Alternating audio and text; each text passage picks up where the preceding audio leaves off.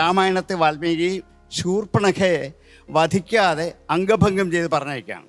പക്ഷേ അവിടെ ശൂർപ്പണഖ ചെയ്തത് ഒരു വളരെ ചെറിയ തെറ്റാണ്, അത്രേ ഉള്ളൂ.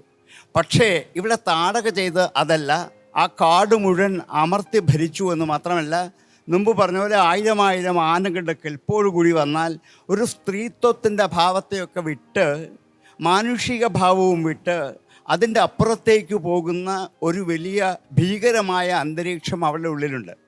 അതുകൂടാതെ അവൾ അവിടെ ഒറ്റ ഋഷിമാരെപ്പോലും ആ ആശ്രമത്തിൽ താമസിക്കാൻ അനുവദിച്ചില്ല. അവരെയൊക്കെ അവിടെ നിഷ്കാസനം ചെയ്തു. അവരൊക്കെ പേടിച്ചോടിപ്പോയി. ഇനി ഒരൊറ്റ ഗതിയുള്ളൂ, ഇങ്ങനെ വന്നാൽ ആത്യന്തികമായി വധമാവാം. ഇത് മനുസ്മൃതി പറഞ്ഞിട്ടുണ്ട്.